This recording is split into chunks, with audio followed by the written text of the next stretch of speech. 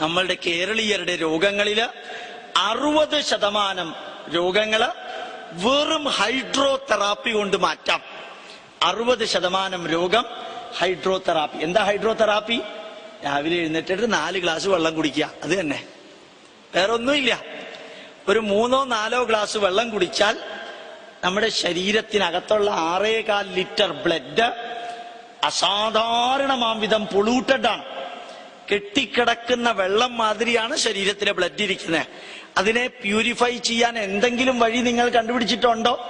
ശരീരത്തിന്റെ പുറത്ത് 27 പ്രാവശ്യം കുളിച്ച എഫക്റ്റ് കിട്ടുന്ന ജീവ സോപ്പ് തേച്ച് കുളിക്കാം. അകത്തെന്ത് ചെയ്യും? ഈ അകത്തെങ്ങനെ ക്ലീൻ ചെയ്യും? ഒരു വഴിയില്ല. അത് മറ്റുള്ളവരെ വെള്ളം കുടിപ്പിക്കുന്നതിന് പകരം അവനവൻ വെള്ളം കുടിക്കുക. നിങ്ങൾക്കറിയാൻ സാധിക്കും, 90% അസ്വസ്ഥതയും പോകാൻ കാരണം നമ്മളുടെ ശരീരത്തിലെ ബഫർ ഇൻബാലൻസിങ്. 14 ബഫറാണ് ശരീരത്തിനെ ശരീരമാക്കി നിർത്തുന്നത്. നമ്മൾ ശ്വസിക്കുമ്പോഴും നിങ്ങൾ 1 ഗ്ലാസ് മോരുവെള്ളം കുടിച്ചാൽ, അല്ലെങ്കിൽ പെട്ടെന്ന് കയറി കരിക്കിന്റെ വെള്ളം കുടിച്ചാൽ, അതല്ല പുറത്തേക്ക് ഇറങ്ങിയപ്പോഴത്തേക്കും ലെമൺ ജ്യൂസ് കുടിച്ചാൽ, ശരിക്കും ശരീരം അനുഭവിക്കുന്ന വേദന എത്രയാണെന്ന് നിങ്ങൾക്കറിയോ? നിങ്ങൾ സുഖിക്കുക, ശരീരം അനുഭവിക്കുന്ന വേദന ഭയങ്കരമാണ്. എന്താ കാരണം? ഈ നാരങ്ങ വെള്ളം അകത്തേക്ക് ചെല്ലുമ്പോഴാ pH തെറ്റുന്നത്, ശരീരത്തിന്റെ ഹൈഡ്രജൻ അയോൺ കോൺസെൻട്രേഷൻ തെറ്റുന്നത്. അത് താഴത്തേക്ക് വന്നാൽ നിങ്ങൾ ശ്വാസം മുട്ടി മരിക്കും. അത് മുകളിലേക്ക് പോയാൽ കൺവൾഷൻ വന്ന് മരിക്കും. ഏതാ വേണ്ടത്? ഈ ശരീരത്തിനെ ബാലൻസ് ചെയ്യിപ്പിക്കാൻ ശരീരം എത്ര പാടുപെടുന്നുണ്ടെന്നറിയോ?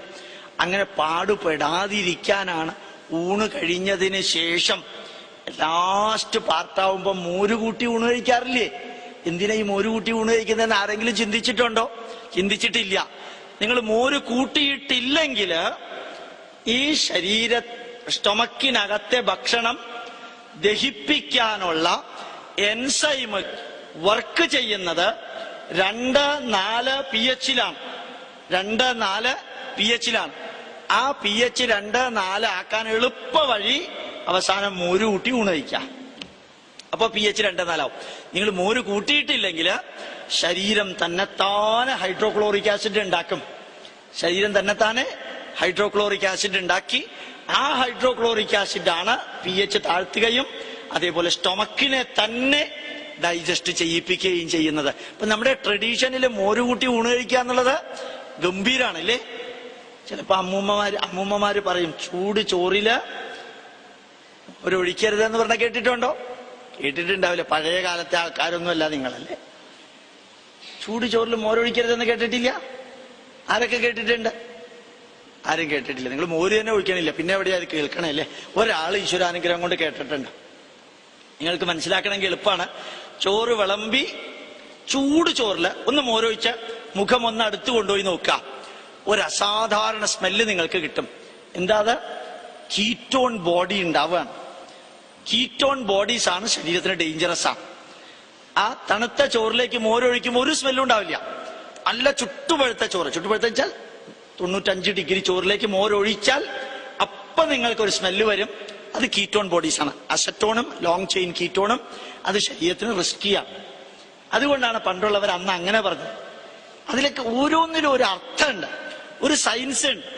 നല്ല ബയോകെമിസ്ട്രി ഒന്ന് തുറന്നു നോക്കിയാൽ നമുക്ക് കാണാൻ സാധിക്കും. അപ്പൊ നമ്മളുടെ ശരീരത്തിലെ 6.25 ലിറ്റർ ബ്ലഡ് പ്യൂരിഫൈ ചെയ്യാനും എക്സസ് സോൾട്ട് പുറത്തേക്ക് കളയാനും എക്സസ് ഷുഗർ കളയാനും കിഡ്നിയിൽ അടിഞ്ഞുകൂടിയിരിക്കുന്ന മെറ്റീരിയൽ കംപ്ലീറ്റ്ലി വാഷ് ഔട്ട് ചെയ്യാനും ഒരൊറ്റ വഴിയേ ഉള്ളൂ, വെള്ളം കുടിക്കുക.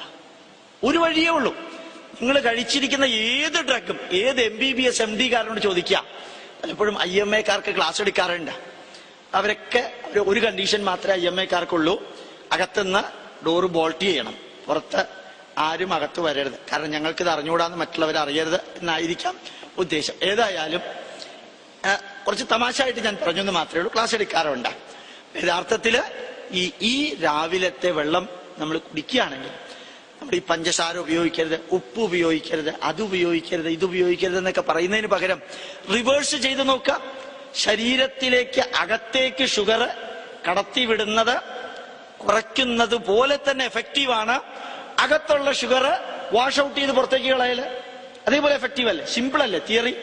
Excess salt, excess sugar, bicarbonate buffer, sulphate buffer, sulphite buffer, phosphate buffer, ഇതെല്ലാം ക്ലീൻ ചെയ്യാൻ ഒറ്റ വഴിയേ ഉള്ളൂ. രാവിലെ 3-4 ഗ്ലാസ് വെള്ളം കുടിക്കുക. ജലപാന വ്രതം എന്നാ പറയാ. ഇപ്പൊ റംസാൻ പീരീഡാണ്, പലർക്കും വെള്ളം കുടിച്ചു കഴിഞ്ഞാൽ ബെസ്റ്റാ. ഒരു ദിവസം പട്ടിണി കിടക്കാം, 15 ദിവസത്തിൽ ഒരിക്കൽ പട്ടിണി കിടന്ന് വെള്ളവും കുടിക്കുക. നിങ്ങളുടെ ശരീരത്തിന് ഒരു ചികിത്സയും വേണ്ടി വരില്ല. നിങ്ങളുടെ ഹാർട്ടിനൊരു പ്രോബ്ലം ഉണ്ടാവില്ല, നിങ്ങളുടെ ലിവറിനൊരു പ്രോബ്ലം ഉണ്ടാവില്ല. കാരണം നമുക്കെല്ലാം പറ്റിയിരിക്കുന്നത് മരുന്ന് കഴിക്കുന്നതാണ് ആരോഗ്യത്തിന്റെ ലക്ഷണമെന്ന് ധരിച്ചു. മരുന്ന് കഴിക്കുന്നതും ഡോക്ടറുടെ അടുത്ത് പോകുന്നതും ആരോഗ്യത്തിന്റെ ലക്ഷണമല്ല, രോഗത്തിന്റെ ലക്ഷണമാണ്. അത് ചീത്തയുടെ ലക്ഷണമാണ്, നന്മയുടെ ലക്ഷണമല്ല. നന്മയുടെ ലക്ഷണം എന്താണ്? ശരീരത്തിനെ നമ്മൾ തന്നെ നിലനിർത്താം നല്ല രീതിയിൽ. അപ്പൊ നിങ്ങള് ഡോക്ടർമാര് നമ്മളുടെ ആചാരങ്ങളിലെ നന്മകളുണ്ട്, അത് അവർക്ക് അറിയിച്ചു കൊടുത്താൽ പെർഫെക്റ്റാ. നിങ്ങൾ പുസ്തകം വായിക്കുമ്പോൾ കിഴക്കോട്ട് തിരിഞ്ഞിരുന്ന പുസ്തകം വായിച്ചു നോക്കാം. എന്താ വ്യത്യാസം? ഭൂമിയുടെ മാഗ്നറ്റിക് ഫ്ലക്സും തലച്ചോറിന്റെ മാഗ്നറ്റിക് ഫ്ലക്സും കോംപ്ലിമെന്ററി ആയിട്ട് വരുന്നത് മുഖം കിഴക്കോട്ട് വെക്കുമ്പോഴാ. അതിനൊരു അർത്ഥമുണ്ട്. ബ്രെയിൻ എഫിഷ്യൻസി 15% വർദ്ധിക്കും. ഇതുകൊണ്ടാണ് കിഴക്കോട്ട് തിരിഞ്ഞിരുന്ന് പ്രാർത്ഥിക്കാനും പുസ്തകം വായിക്കാനും പറയുന്നത്. ഒരു 15 ദിവസത്തിൽ ഒരിക്കൽ ഏകാദശി വ്രതം അനുഷ്ഠിക്കുക. ഏകാദശി എന്ന വാക്കിന്റെ അർത്ഥം എന്താ? ഏകം 1, ദശം 10, ഏകാദശം, ഏകാദശി 11, ഇത്രേ അർത്ഥമുള്ളൂ. 15 ദിവസത്തില് ഒരു ദിവസം നിങ്ങൾ പൂർണ്ണമായിട്ടും ഭക്ഷണം ഒഴിവാക്കുന്നു, അല്ലെങ്കിൽ ഒരു പഴമോ ഒരു ഗ്ലാസ് പാലോ മാത്രം കഴിക്കുന്നു. എന്താ കാരണം?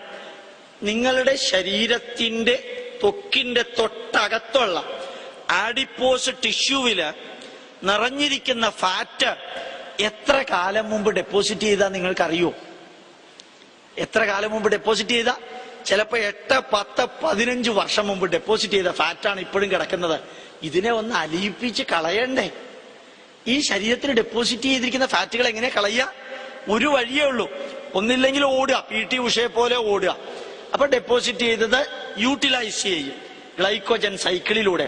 അതല്ലെങ്കിൽ ബെസ്റ്റ് മെത്തേഡ് 15 ദിവസത്തിൽ ഒരിക്കൽ പട്ടിണി കിടക്കുക. നല്ല രീതിയിൽ നല്ല മാറ്റം ഉണ്ടാവും. അപ്പൊ നിങ്ങള് പാവപ്പെട്ടവരുടെ അടുത്ത് രോഗചികിത്സയ്ക്കായി പോകുമ്പോൾ മരുന്ന് സബ്സ്ക്രൈബ് ചെയ്യുന്നത് പോലെ ജീവിതക്രമവും കൂടി സബ്സ്ക്രൈബ് ചെയ്യാൻ നിങ്ങൾക്ക് സാധിക്കണം. പലപ്പോഴും പല രോഗങ്ങളും വളരെ എളുപ്പത്തിൽ ചികിത്സിച്ച് മാറ്റാൻ സാധിക്കും.